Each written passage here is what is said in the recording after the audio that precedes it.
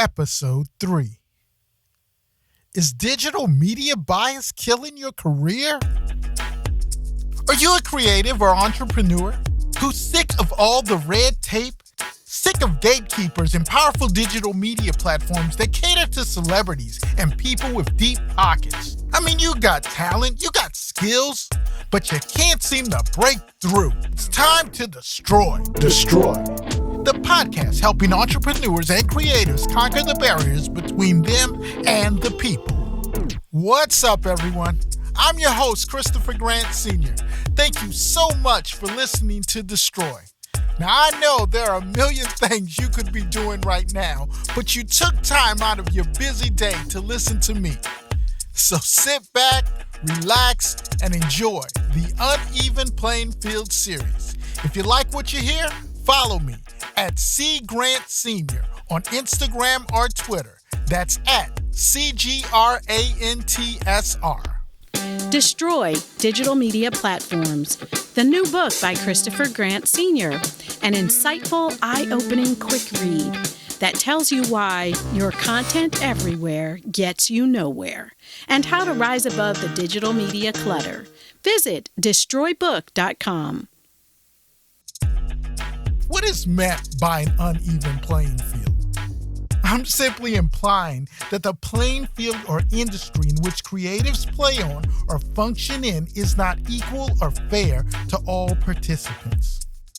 The digital media-based tools available to underrepresented creatives fail them as they seek to reach the masses. Yet they present this facade of success and accomplishment that leads to nothing but failure and lost dreams. It's time for a reality check, people. It's time to destroy. Now, this podcast is not one of scholarly or analytical absolutes. I'm simply sharing my opinions and observations as the CEO of SEVENHORNS, a founder and a business owner with 15 plus years of experience in the entertainment industry. My hope is to challenge some of the things you thought, as well as motivate creatives, entrepreneurs, or the underrepresented independent thinker. First, a few ground rules.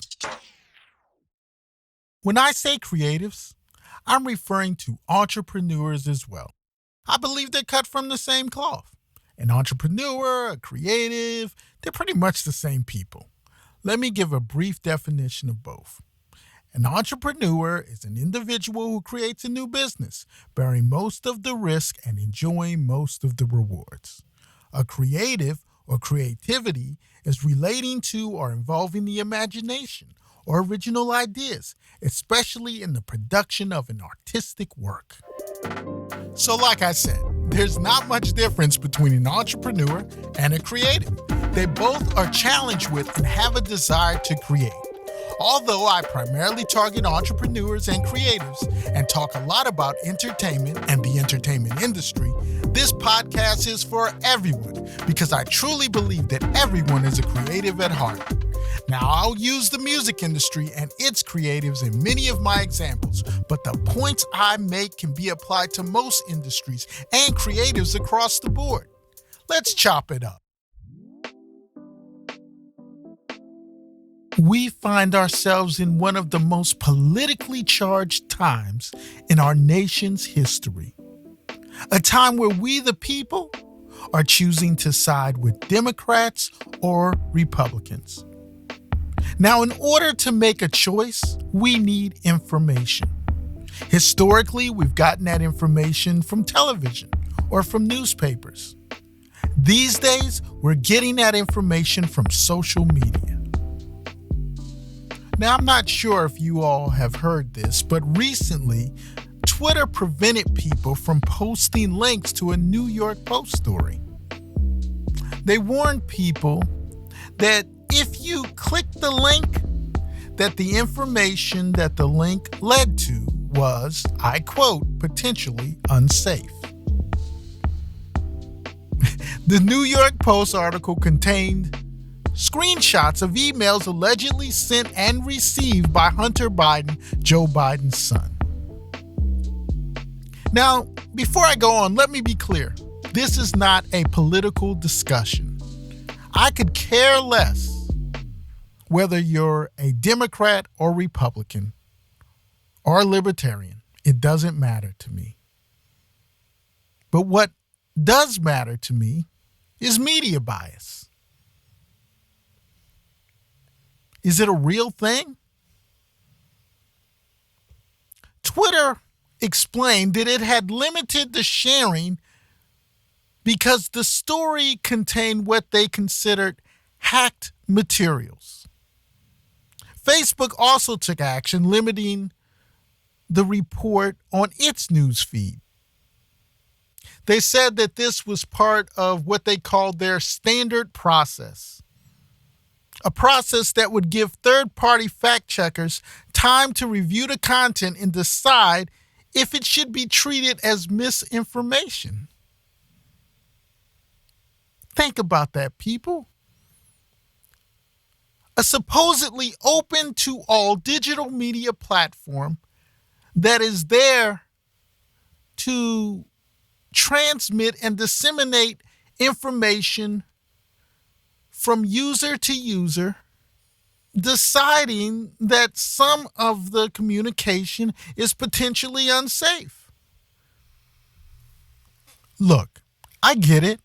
I understand a platform's responsibility to keep its users from potentially unsafe material. My question is, what is considered unsafe? Is it lying?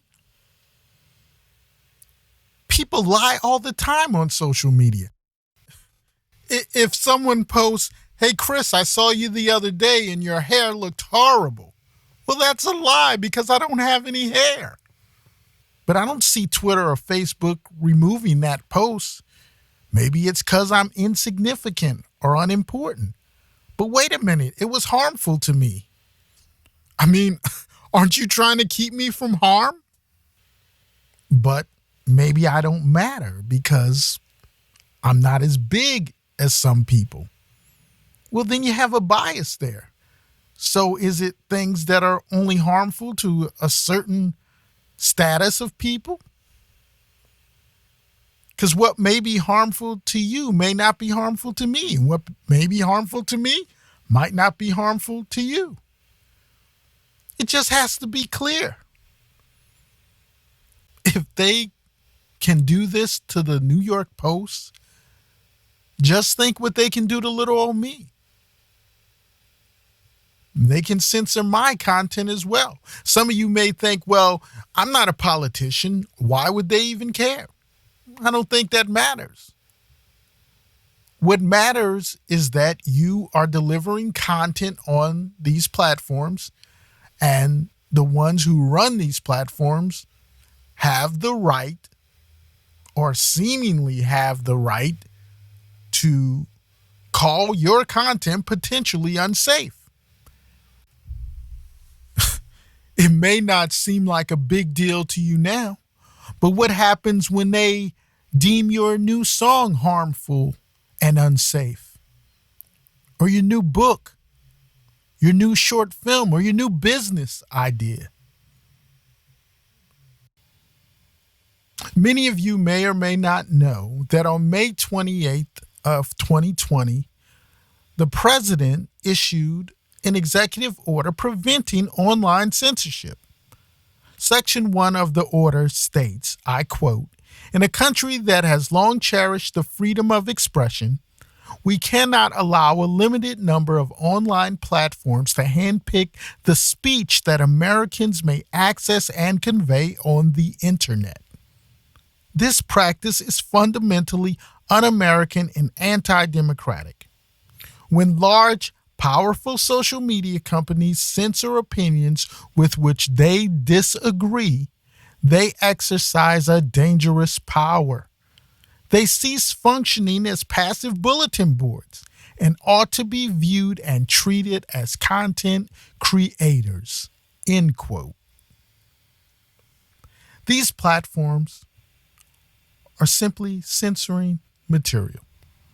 According to Wikipedia, Censorship is the suppression of speech, public communication, or other information on the basis that such material is considered objectionable, harmful, sensitive, or inconvenient, which means not suiting one's needs or purposes.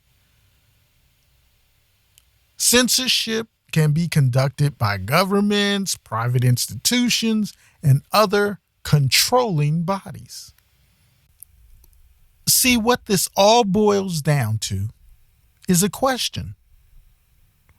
What exactly are these digital media platforms? Are they a platform or are they a publisher? Because there is a huge difference.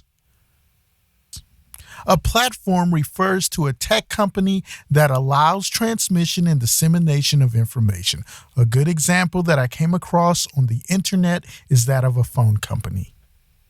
When talking on the phone to a friend, you can communicate just about anything, everything, anything. You can talk about sex, you can talk about religion, you can talk about politics, you can use foul language. There's no one there to buzz out what you're saying or to censor what you're saying. You can talk freely about anything you want. A platform is not responsible legally for the content that it allows you to share. They're not responsible for it. So you can say whatever you want over the phone. That's what a platform is there to do. Just transmit and disseminate for you. On the other hand, a publisher is more specific and refers to a company or person that acts as a custodian of content. An example would be a newspaper. You can't just upload content and have it appear in the New York Post or your local newspaper. Someone has to review it. Someone has to vet it. The editors need to make sure that it fits the paper's editorial standards, as well as communicates a message that aligns with the paper's worldview. And everyone has a worldview. And publishers have the power to cater the content that they release to their worldview. A publisher can do that. Whereas a platform's job is just to transmit and disseminate information. Recent hearings brought together the world's biggest tech companies. I'm talking about Google, Apple, Amazon, Facebook. They all came together on Capitol Hill to answer that question: are you a platform or are you a publisher? Are any of you familiar with the Communications Decency Act of 1996? In Section 230 of that document, it states, and I quote, "No provider or user of an interactive computer service shall be treated as the publisher or speaker of any information provided by another information content provider." End quote. This provision keeps services from being deemed publisher or speaker of any content shared by its users. Section 230 grants media platforms the benefit of receiving millions of tweets, posts, songs, videos, whatever, without them ever having to worry about what is being communicated. They never have to worry about being convicted when objectionable content slips through the cracks and ends up on their platform. They have nothing to worry about. So these companies are not treated like the publisher or speaker of the information they provide. Yet, like a publisher, they have editorial discretion. which allows them in good faith to cancel a user's account. They can tag a user's content as harmful or unsafe, as well as restrain and delete content they declare unacceptable. So just like a publisher, they have editorial discretion, yet they present themselves as a platform or passive bulletin board that invites everyone to share anything. You know what's crazy? These companies will talk about net neutrality. It's the principle that internet service providers must treat all internet communications equally and not discriminate or charge differently based on the user or their content or the type of website or platform they may be on. Everything should be fair and equal. They talk big about how important it is to protect freedom of speech and diversity of thought when it comes to net neutrality. But then it all changes. They take a totally different attitude when it comes to censoring or the banning of content that they deem unacceptable. Everyone should have the right to communicate their opinions and share their content on a so-called open to all digital media platform, as long as the material does not violate any of the clearly stated terms of use. And whatever these clearly stated terms of use are, they need to be applied fairly to all users regardless of race, gender, or political leaning. These biases, they're not only applied politically, but they're also applied artistically. When content is devalued by gatekeepers based on someone's personal evaluation, it's no different from a phone operator deciding not to connect your call because they don't like the tone of your voice. They don't like the tone of your music. They don't like the tone of your new book. Or maybe they decide that they don't want to connect your conversation because they don't like what it's about. Just like they don't like what your book is about. They don't like what your new business idea is about. These are biases. These biases can have an even greater impact on the underrepresented because you may not have the means to deliver your content beyond these platforms or the legal know-how or power to refute the censorship.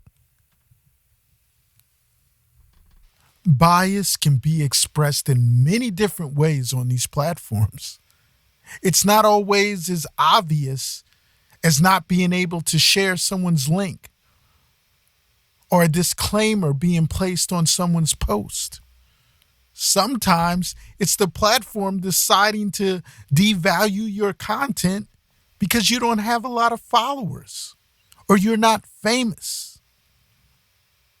The platform deciding that your content doesn't align with their worldview. Therefore, you don't get much shine. Whereas someone who has more reach, who has more money, who has more followers, it's shared all over the place. But you, because you're not a certain group of people, you don't have a certain status, they're not going to give you that shine. Well, to me, on an open to all digital media platform, everyone should be afforded equal positioning that will allow them to reach the masses on the platform. And I'm going to talk a lot about that. Media bias impacts us all. Whether you're a casual user on these platforms or a creative who's trying to launch your brand. These tech companies, these digital media platforms, they can't just take advantage of loopholes that allow them to go back and forth from platform to publisher. When it's convenient, they call themselves a publisher. When it's convenient, they call themselves a platform. It impacts everything. It has to change. Destroy Digital Media Platforms, the new book by Christopher Grant Sr., an insightful, eye-opening quick read that tells you why your content everywhere gets you nowhere and how to rise above the digital media clutter. Visit destroybook.com. Destroy. The podcast helping entrepreneurs and creators conquer the barriers between them and the people.